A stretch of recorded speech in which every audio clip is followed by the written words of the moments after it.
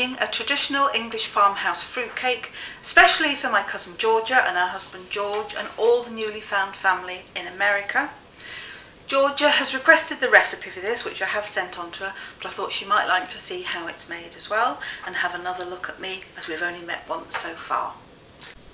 There will be details of the recipe as we go along that you'll be able to follow on the video, but I will be telling you what to do as well, obviously.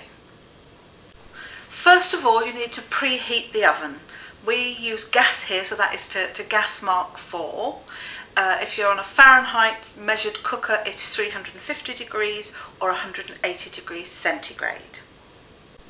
Before we start the actual baking, we need to line the cake tin, either an 8-inch round cake tin or a 6-inch square one, fairly deep.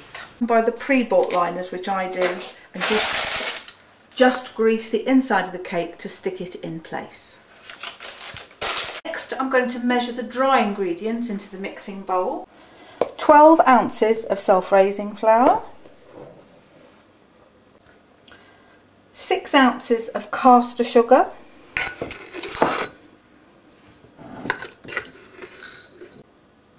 and 2 teaspoonfuls of mixed spice. You can put more or less than 2 teaspoonfuls in, depending on your individual taste. And just gently mix the dry ingredients together so there's not a clump of anything in one place. Next, we add 6 ounces of butter to the dry ingredients.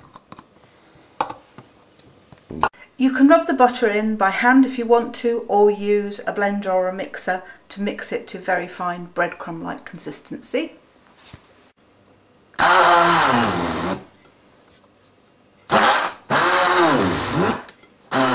So that's the sort of consistency we're looking for, so that all those ingredients are mixed evenly. So I use about 4 ounces of sultanas and 4 ounces of raisins.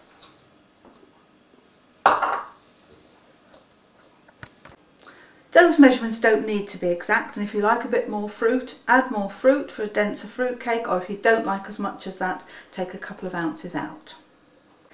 And then I'm also adding about 4 ounces of glacé cherries.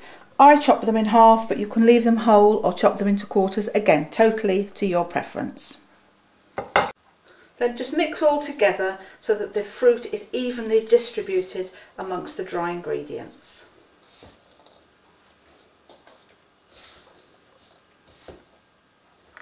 In a smaller bowl, I've mixed together the 3 eggs and 3 tablespoonfuls of milk, and I'm going to pour these into a well in the centre of our mix in the bigger bowl.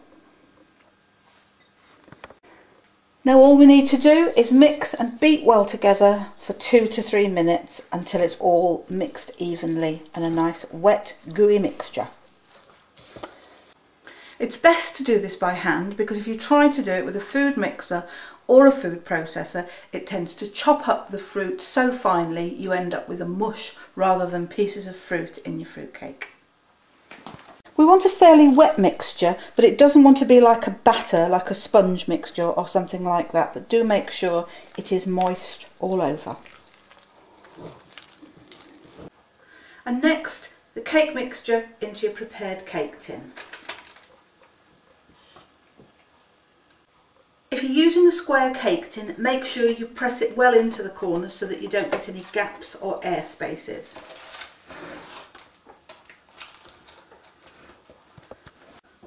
Smooth down the top a little, and as I say, make sure it goes into all the corners all the way round.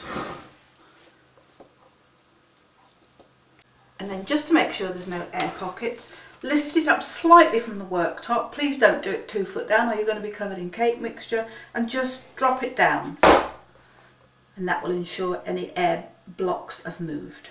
About 2 ounces of flaked almonds across the top. But again, if you don't like nuts or somebody in the family is allergic to nuts, you can easily leave those out. It won't spoil the cake.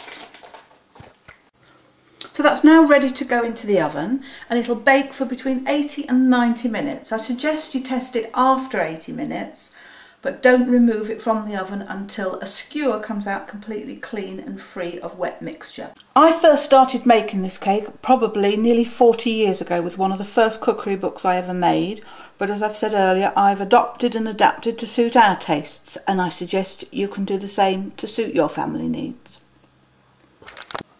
I tend to put mine in the lower third of the oven to cook because my oven is hotter at the top than it is at the bottom.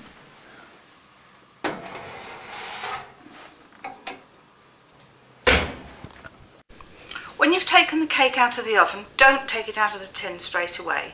Leave it for at least 15 minutes to cool because hot fruit cake is very fragile and is likely to fall to pieces. I'm using a loose base tin, so I'm going to try and get my cake out in one piece. I'm standing it first of all on another container.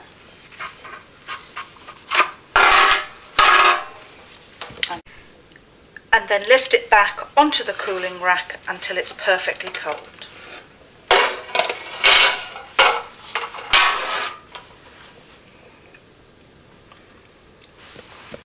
So, what do you think? A corner piece or one from the middle?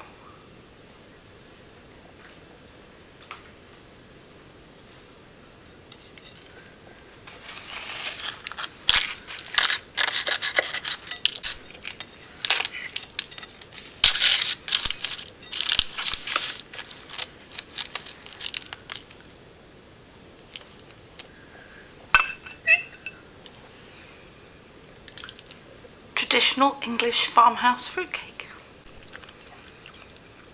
I like it anyway. Now, wasn't that easy? Cake making isn't that difficult, so long as you follow the main rules of the dry ingredients being the exact quantities rather than guessing those. The fruit and things like that, it doesn't matter so much about. This has become a firm family favourite with us, and I hope, Georgia, you'll have a go and it becomes a firm family favourite with you as well. Thank you very much for watching to everybody out there, and hope you'll all have a go at it. And leave your comments or questions about it if you need to on YouTube. We'll be doing another programme next week and another request from Georgia for a traditional steak and kidney pie. Look forward to seeing you then. Bye!